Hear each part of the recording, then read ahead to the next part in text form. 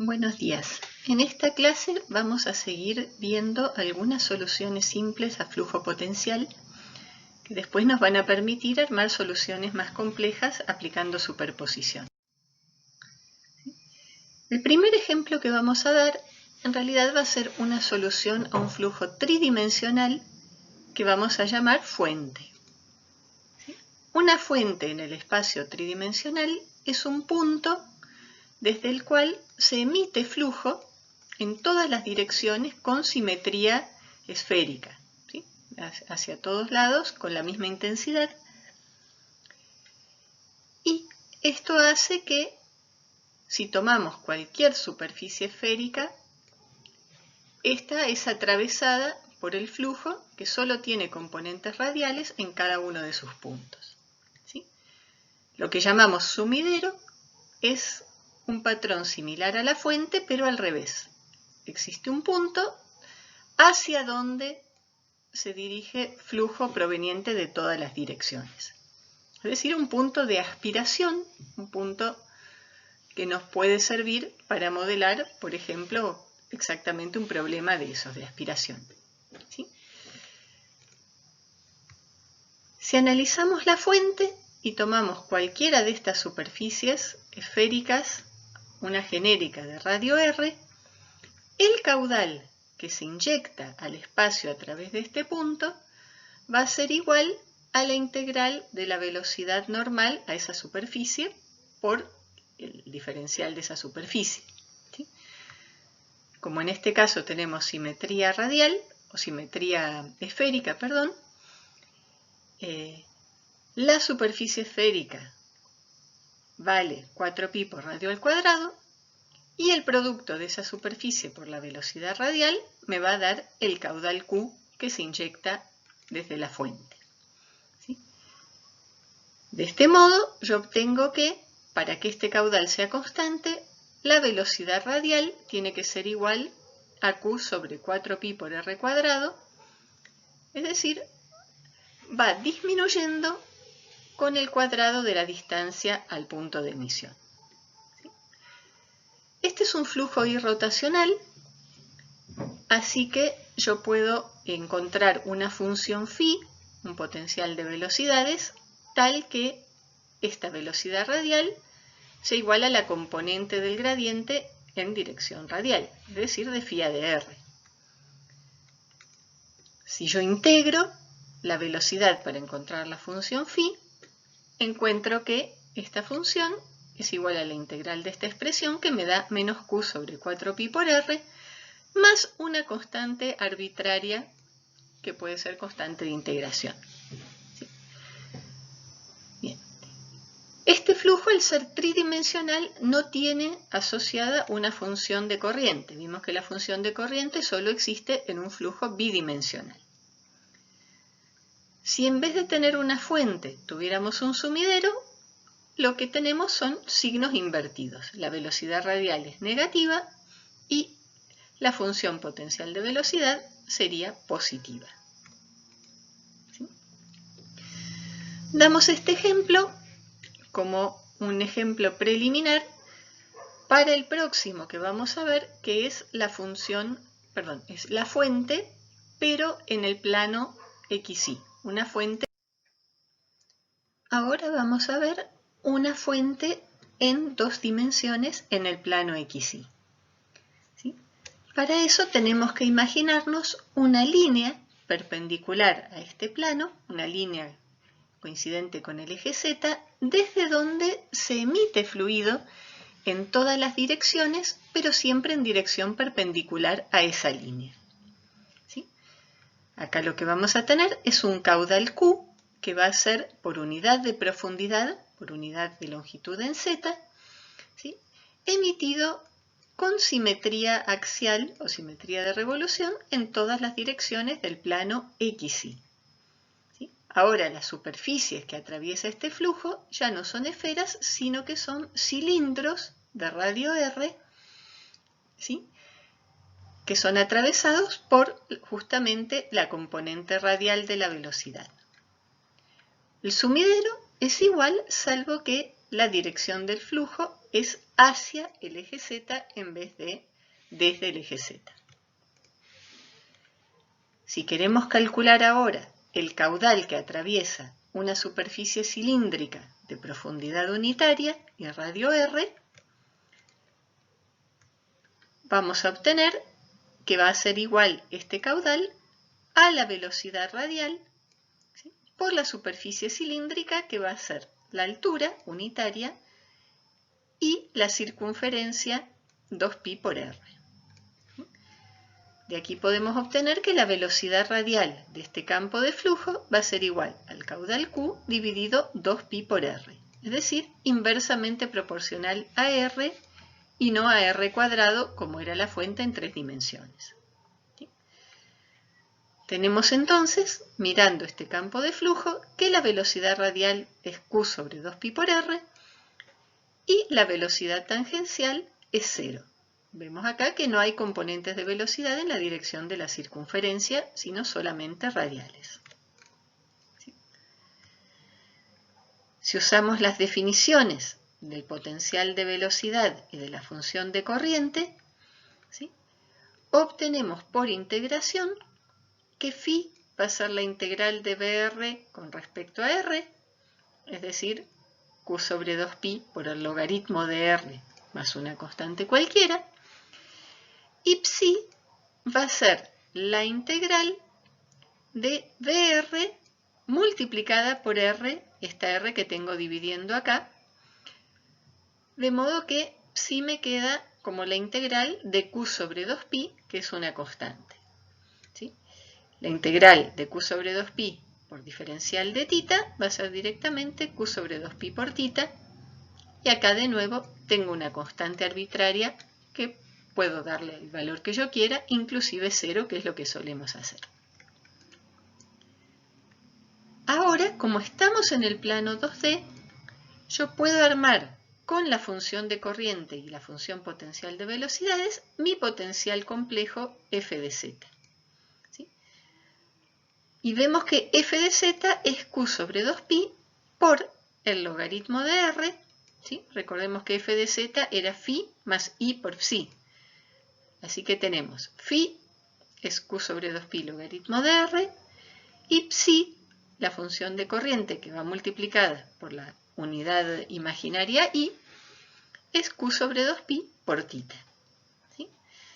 Si nuestro potencial complejo tiene esta expresión, recordemos de las funciones analíticas de variable compleja que el logaritmo de r más i por el argumento θ de un punto de coordenadas rθ equivalen al logaritmo de la variable compleja z. ¿Sí? De modo que el potencial complejo de una fuente es esta f de z igual a Q sobre 2pi por el logaritmo de la variable compleja z. ¿Sí? Como dijimos antes, si esto es un sumidero, se invierten todos los signos, la velocidad radial es negativa, ¿sí?, y f de z va a ser menos Q sobre 2pi por el logaritmo de z. ¿Sí? Y también tanto phi como psi van a invertir su signo. ¿Qué pasa en r igual a 0? ¿Sí? Si miramos esta expresión, vemos que en r igual a 0 el campo de velocidades no está definido. Br sería infinito.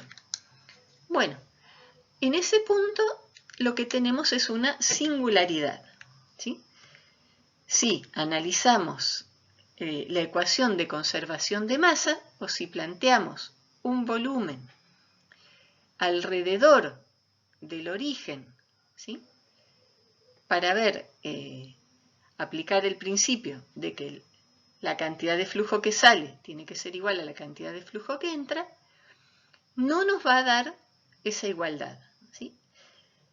En el punto r igual a 0, tenemos un punto donde se cumple una imposibilidad física, que es que la masa no se conserva.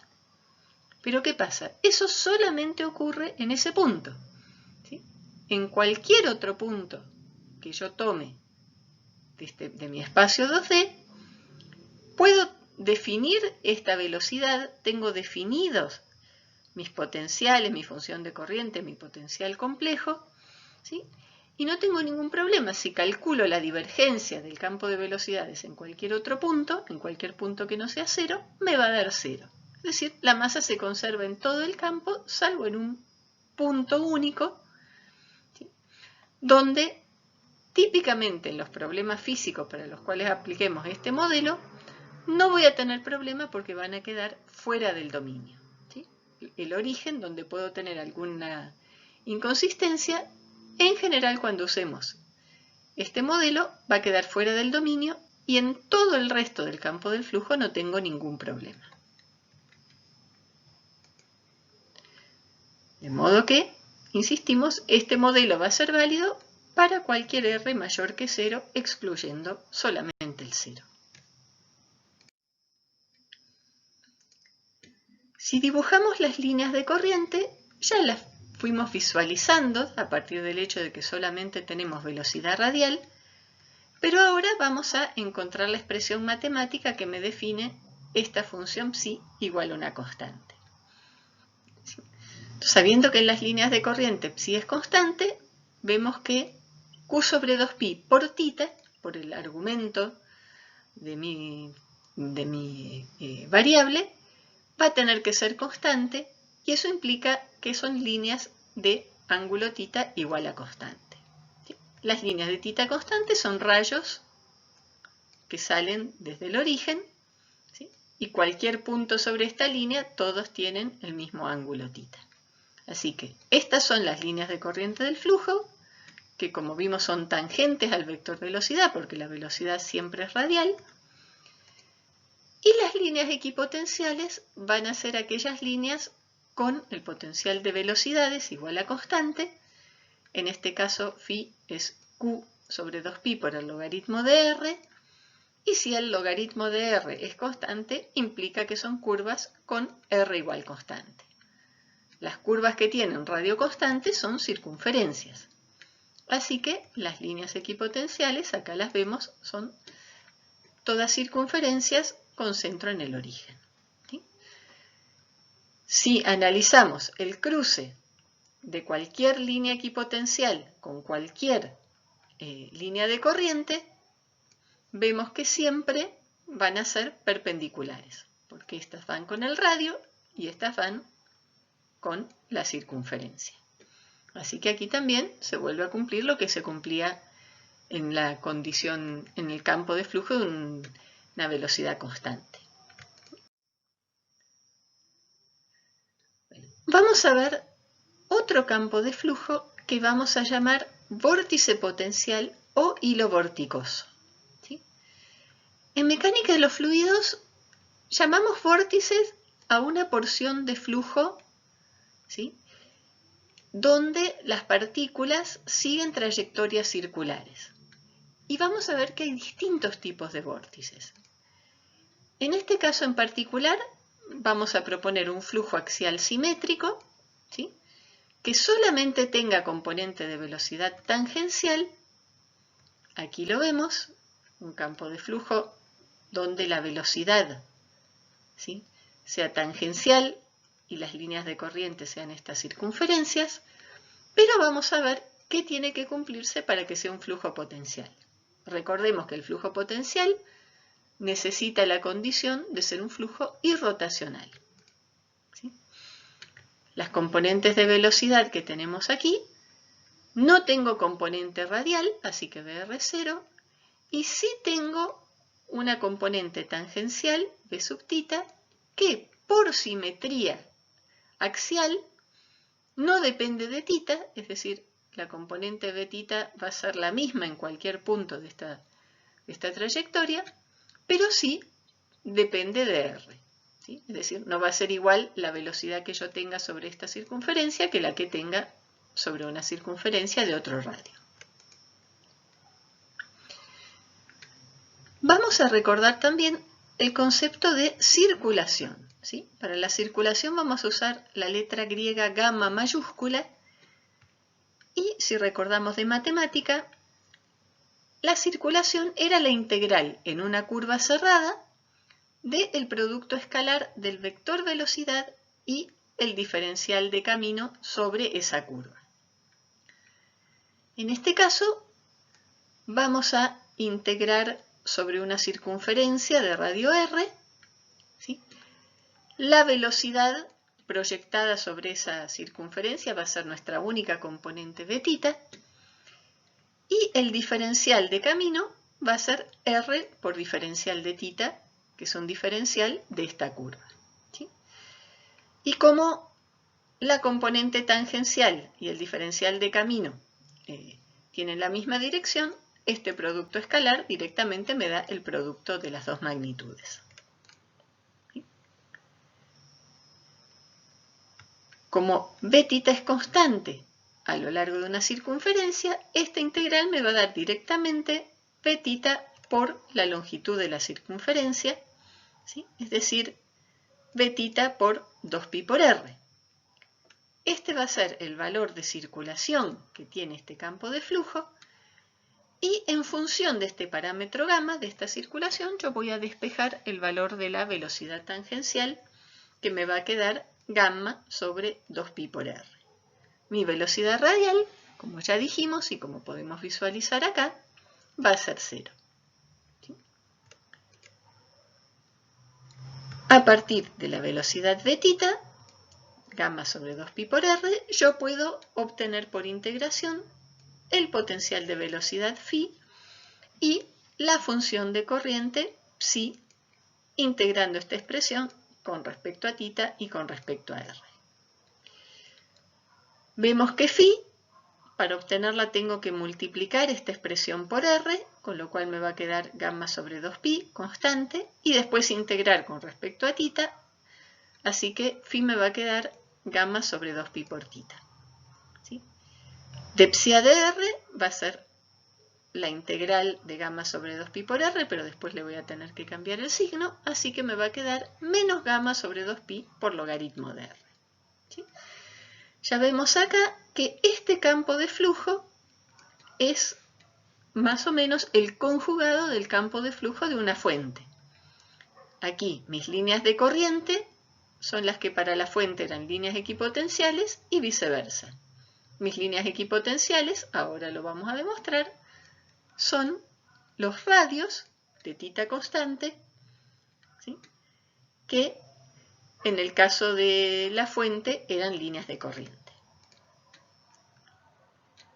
Si yo armo mi potencial complejo como φ más I por psi, veo que voy a tener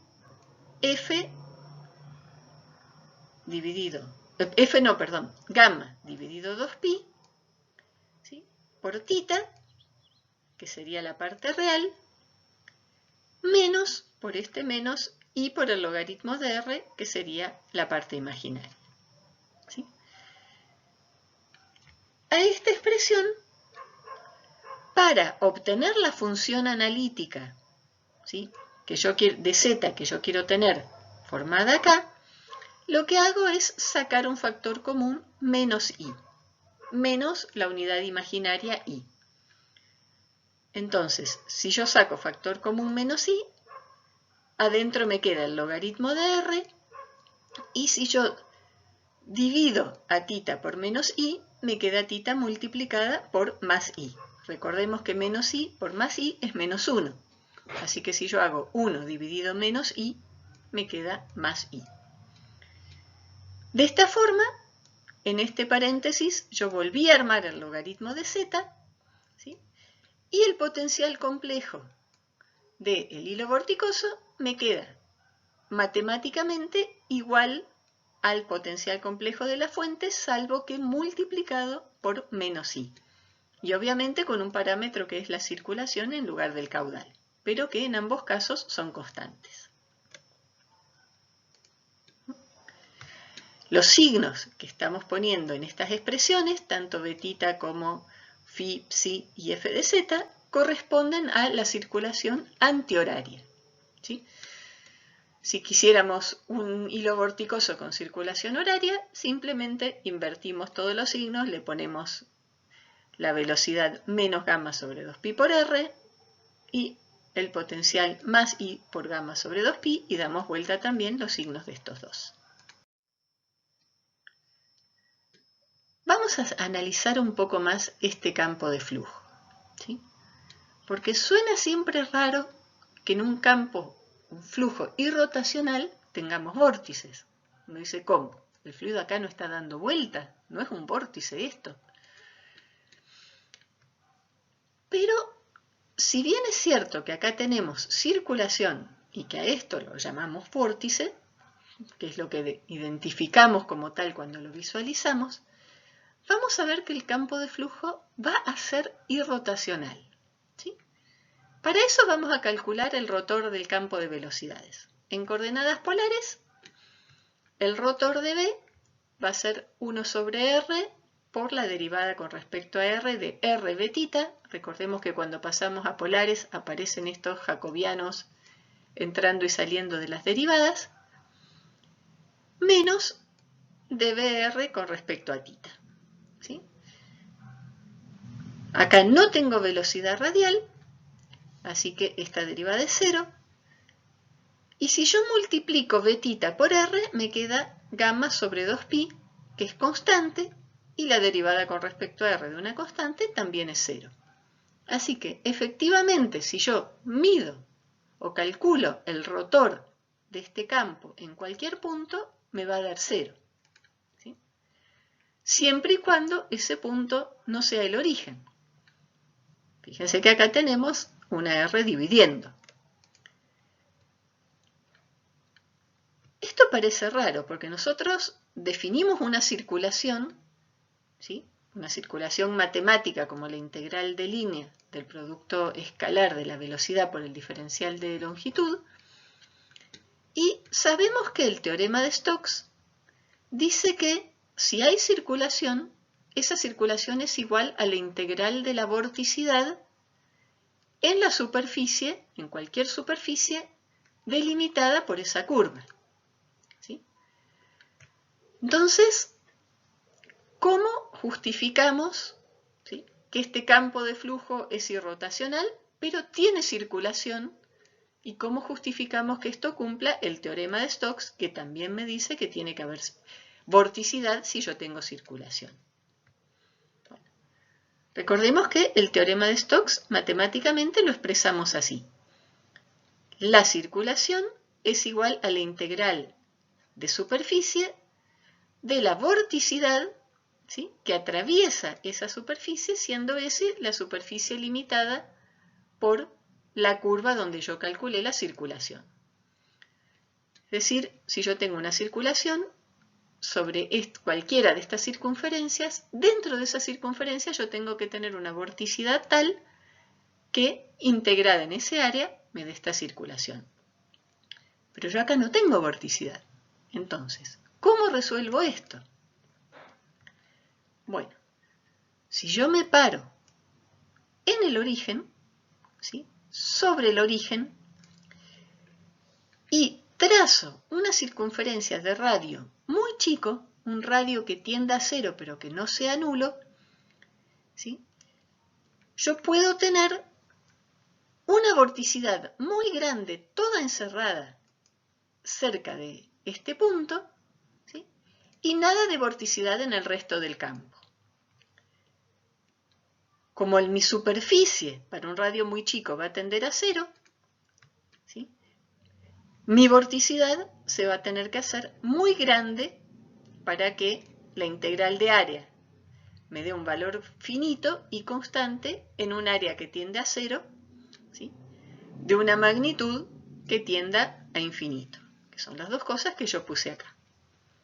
Es decir que esta paradoja aparente de que yo tengo un flujo con circulación pero sin vorticidad, la resuelvo matemáticamente diciendo que yo tengo una concentración de vorticidad infinita en un radio 0 en el origen.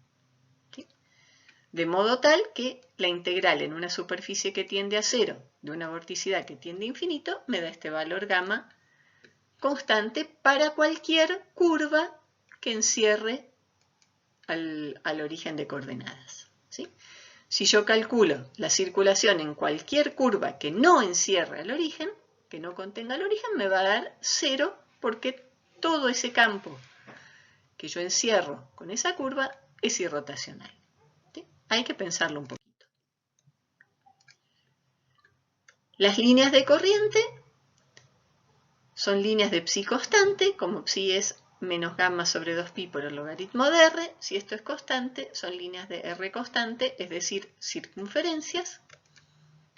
Y las líneas equipotenciales, aquí podemos ver en la expresión que son líneas de θ constante, de ángulo constante, es decir, rayos que parten desde el origen. De nuevo, estos rayos son perpendiculares a la circunferencia en cualquier punto donde se crucen. Vamos ahora a visualizar distintos tipos de vórtices. ¿Sí? Yo voy a mostrar en este video un medidor de vorticidad experimental, ¿sí? Que es simplemente este aparatito con paletitas cruzadas, donde si el flujo es rotacional, el efecto del rotor de la velocidad va a hacer girar estas paletitas y la flechita nos va a indicar, si está girando, que existe vorticidad en la dirección de z. ¿Sí? Vamos a colocarla en un fluido que rota como un cuerpo sólido, un recipiente lleno de líquido colocado sobre una mesa giratoria, ¿sí? Y este líquido está rotando con la misma velocidad angular de la mesa como si fuera un sólido. ¿Sí?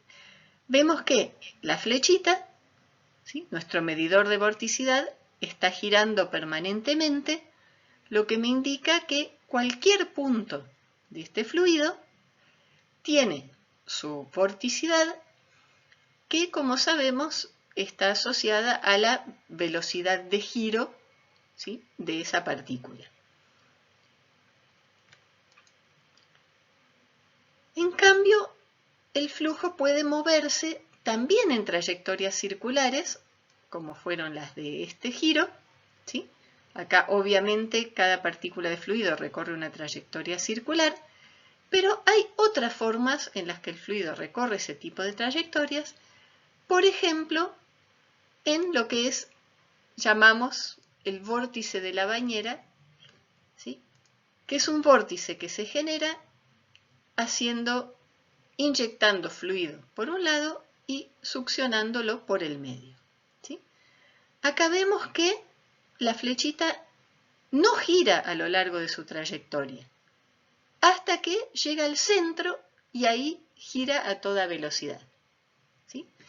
De nuevo, si vemos este video, el campo de flujo que tenemos acá, si bien recorre trayectorias circulares, mantiene su orientación, se desplaza sin vorticidad, hasta que llega al centro del desagüe, donde concentramos, o donde se concentra físicamente, acá lo podemos ver, toda la vorticidad del flujo. ¿Sí? Este es el campo de velocidades, el vórtice típico que se forma en los desagües, ¿sí? Donde el fluido gira cada vez más rápido a medida que me acerco al centro del desagüe, y también me representa con bastante buena aproximación el campo de flujo que se genera en tornados y huracanes, ¿sí? Donde yo tengo vorticidad concentrada en el centro, en este caso en una región más grande, pero cuando yo me alejo, la velocidad va bajando.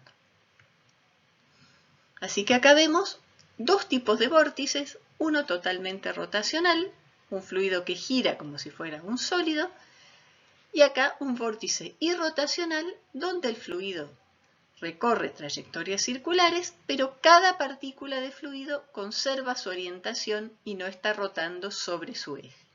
¿Sí? La vorticidad es eso, rotación sobre el propio eje de la partícula. Bueno, vamos a empezar a superponer campos de flujo. Vamos a colocar una fuente y un sumidero de intensidad m, vamos a llamar m al cociente q sobre 2pi, ¿sí? Y vamos a ponerlos sobre el eje X a una dada distancia a cada uno hacia el origen, ¿sí? Tengo una fuente en X igual menos A y un sumidero en X igual más A. Ambos puntos sobre el eje X. ¿Sí? Y yo quiero calcular el campo de flujo que la superposición de estas dos singularidades me genera en un punto cualquiera de coordenadas X, Y. ¿Sí? Sabemos que la fuente tiene esta función potencial de velocidades y esta función de corriente, ¿sí? Y que me va a inducir una velocidad radial, pero radial con respecto a este origen en este punto. Así que yo voy a tener una velocidad inducida por la fuente en este punto que va a ser la intensidad m por 1 sobre R1, que es esta distancia. ¿Sí? Para el sumidero, yo voy a tener una velocidad dirigida hacia el sumidero desde este punto, ¿sí? Que va a ser menos m por 1 sobre R2. Va a ser una velocidad radial, pero en el radio medido desde este punto. ¿Sí? Entonces, para hacer nuestra superposición, lo que vamos a superponer son las funciones de corriente. Vamos a asignar la constante 0 en ambos casos y la solución del campo de flujo de estas dos va a ser la suma de psi1 más psi2. ¿Sí? Esto es igual a la intensidad m por el ángulo θ1 más la intensidad m por el ángulo θ2. ¿Sí? Estamos calculando psi en este punto de coordenadas x, y. Despejamos psi sobre m igual a θ1 menos θ2 y tomamos tangente de ambos lados de esta ecuación. Acá tengo una diferencia de ángulos, θ1 menos θ2, y en radianes este valor va a ser igual al valor de la función de corriente dividido m que pasa por este punto. Acá aplicamos una relación trigonométrica conocida, ¿sí? Que dice que la tangente de la diferencia de dos ángulos θ1 y θ2 es igual a la diferencia de las tangentes dividido 1 más el producto de ambas tangentes. Y lo que hacemos ahora es poner las tangentes de θ1 y tangentes de θ2 en función de x, y la posición de la fuente y del sumidero. ¿Sí? La tangente de θ1 va a ser la coordenada y de este punto dividida el valor, la coordenada x de este punto, más esta distancia a. ¿Sí?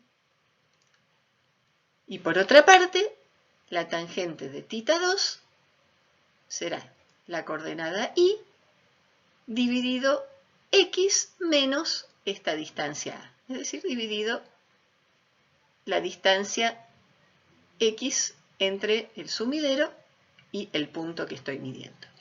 ¿Sí?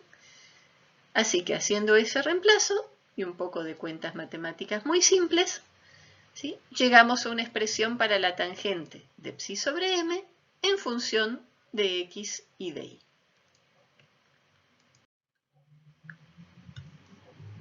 Seguimos nuestro desarrollo.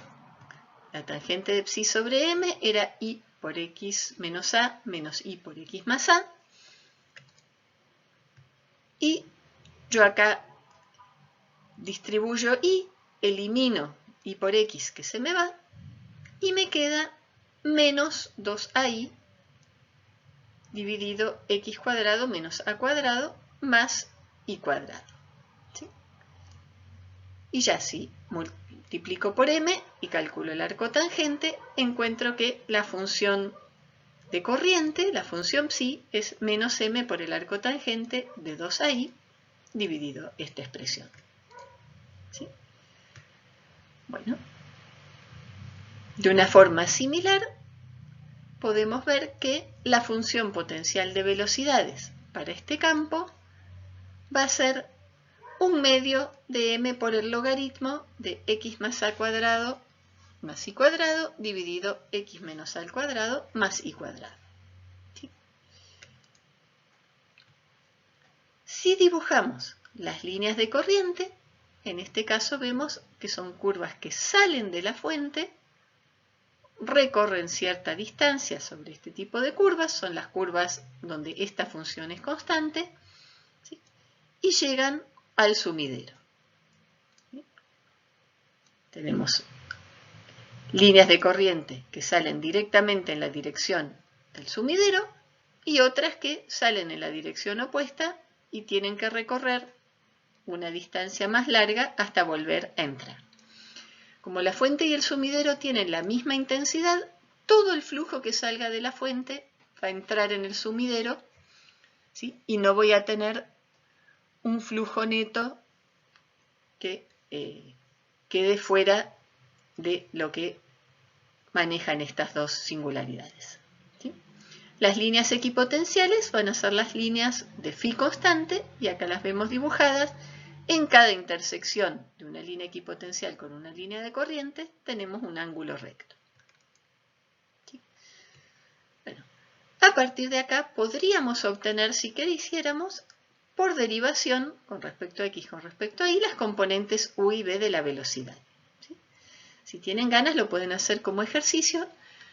Nosotros no vamos a llevar este campo de flujo más acá porque vamos a usarlo ahora para tomar el caso límite de cuando la fuente y el sumidero se acercan hasta superponerse en el origen. ¿Sí? Y ese va a ser el campo de flujo que vamos a llamar doblete o bien dipolo potencial. ¿Sí? Recién teníamos una fuente y un sumidero, cada uno a una distancia a del origen, y habíamos calculado el campo de la función de corriente para un punto de coordenadas x, y. ¿Sí? ¿Qué vamos a hacer ahora? Vamos a acercar el sumidero y la fuente hacia el origen, haciendo que esta distancia a tienda a 0. ¿Qué pasa? Si la fuente y el sumidero tienen intensidad finita, si yo los superpongo, todo el flujo de la fuente enseguida entra en el sumidero y no tengo un campo de flujo externo. Entonces, para lograr un campo de flujo, ¿sí?, en el espacio que salga de la fuente y alcance a recorrer cierta distancia antes de entrar al sumidero, tengo que aumentar la intensidad m, ¿sí?, haciéndola cada vez más grande, de forma que, si yo achico A, crezca m y el producto m por A se mantenga constante. ¿Sí? Esto es lo que vamos a aplicar al campo de flujo de la fuente y el sumidero que describimos en las filminas pasadas. ¿Sí? Fíjense que si llevamos la fuente y el sumidero al origen, el ángulo θ1 y el ángulo θ2 se hacen cada vez más parecidos. ¿Sí? De modo que la diferencia θ1 menos θ2 se va a hacer cada vez más chica. En el límite voy a tener un único ángulo θ tanto desde la fuente como desde el sumidero. Pero por ahora hagamos el análisis para la diferencia entre estos dos ángulos, que va a tender a 0 a medida que A tienda a 0. Como nuestra función de corriente psi dividido m era igual a θ1 menos θ2, cuando θ1 menos θ2, cuando este ángulo es muy pequeño, yo puedo aproximar un ángulo muy chico con su tangente. ¿Sí? Entonces, esta igualdad la voy a expresar aproximando este ángulo con la tangente y psi sobre m también con la tangente del valor de psi sobre m. ¿Sí? Y habíamos visto que psi sobre m, que la tangente, de psi sobre m era igual a menos 2a por i dividido x cuadrado menos a cuadrado más i cuadrado. ¿Sí? Así que este era el campo para fuente y sumidero separados una distancia 2A entre sí, o A del origen, pero ahora lo estamos calculando para esa distancia A que va a hacerse muy pequeña, de modo que estos ángulos van a ser muy parecidos. De esta aproximación yo obtengo que psi es menos 2m por a por i dividido x cuadrado menos a cuadrado más i cuadrado. A este producto, ¿sí?, 2m por a, lo voy a llamar m mayúscula, que va a ser el momento o la intensidad del doblete. ¿Sí? Entonces dijimos que a va a tender a 0, pero m va a tender a infinito, de forma que m por a sea constante. Así que 2m por a va a ser m mayúscula. Y cuando a tienda a 0, aquí me va a quedar un valor constante porque esta m minúscula va a crecer mucho, pero en el denominador no voy a tener ningún problema en que a tienda a 0 porque sigo teniendo x cuadrado más y cuadrado dividiendo. Así que cuando yo tome este límite, voy a tener que mi función de corriente va a tender a menos m por i dividido x cuadrado más y cuadrado. ¿Sí? Esta va a ser la función de corriente de mi doblete o dipolo. Y si graficamos las líneas de psi constante, se los dejo como ejercicio la demostración, vamos a ver que son circunferencias, ¿sí?, con su centro sobre el eje Y. Es decir, para este campo de flujo voy a tener un fluido que sale de mi doblete hacia la izquierda, recorre toda esta circunferencia y vuelve a entrar desde la derecha en el mismo punto. ¿Sí? En vez de tener un flujo que sale de la fuente y entra al sumidero, ahora sale y entra desde el mismo punto recorriendo trayectorias que podemos ver acá que son circunferencias. Bueno, a partir de la función de corriente podemos obtener las velocidades y el potencial de velocidades. ¿Sí? Empezamos por la velocidad vertical, v, la velocidad en i. Como v es menos de psi a de x, ¿sí?, puedo derivar esto con respecto a x y cambiarle el signo, y voy a obtener que la velocidad v es menos 2m por x por i dividido x cuadrado más y cuadrado todo al cuadrado. ¿Sí? La velocidad u va a ser de psi a de i, así que derivo respecto de i y llego a esta expresión para la componente horizontal. ¿Sí? Para el potencial phi de velocidad puedo integrar u con respecto a x o puedo integrar v por diferencial de i. ¿Sí? Tomo la integral de v por diferencial de i, esto me da 2m por la integral de menos xy sobre x cuadrado más y cuadrado todo al cuadrado por diferencial de i. ¿Sí? Hago la sustitución y por diferencial de i, que es diferencial de i cuadrado, y de esa forma llego a que la función de corriente, el potencial de velocidades phi es m por x sobre x cuadrado más y cuadrado. Si yo grafico las líneas de m por x sobre x cuadrado más y cuadrado igual constante, ¿sí?, pueden demostrar ustedes, de hecho los aliento a que lo hagan, que son circunferencias con su centro sobre el eje X. ¿Sí? Es decir, las líneas equipotenciales tienen este patrón, mientras que las líneas de corriente tienen este patrón. ¿Sí? Acá pusimos un dibujo donde se ven superpuestas las líneas de corriente de psi constante con las líneas equipotenciales de phi constante, y de nuevo se puede ver que en cada punto donde se cruzan un equipotencial con una línea de corriente forman un ángulo recto. ¿Sí? Si calculamos el potencial complejo haciendo phi más i por psi, esto nos va a dar el factor común m. Acá tenemos x dividido x cuadrado más y cuadrado. En psi teníamos menos y, así que nos queda menos y latina por y. Y esta expresión, x menos y por y sobre x cuadrado más y cuadrado, es lo mismo que z conjugado sobre el módulo de z al cuadrado, que es la inversa de z. Es decir, este potencial complejo que armamos con estas dos funciones es igual a m, el momento del doblete, dividido z. Si calculamos la función de corriente y la función potencial de velocidad en coordenadas polares, vemos que si acá reemplazamos y como r seno de tita y x cuadrado más y cuadrado me dan r cuadrado, voy a simplificar la r que está multiplicando con la que está dividiendo y me queda que psi es menos m por el seno de tita sobre r. ¿Sí? De la misma forma, como x es r por coseno de tita, la función phi en coordenadas polares me queda m por el coseno de tita sobre r. ¿Sí?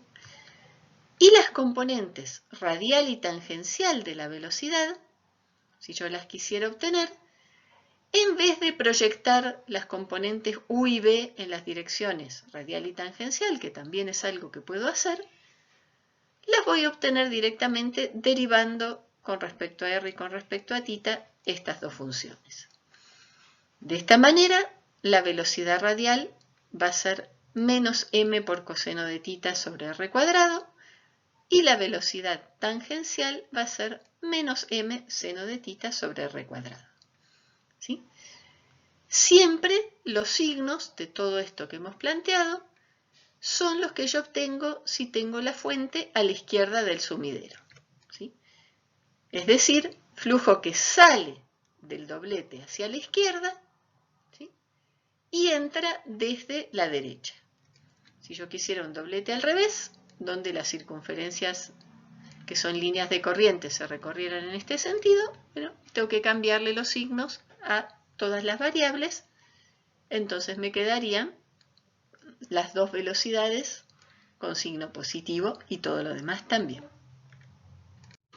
¿Sí? En síntesis, definimos hasta ahora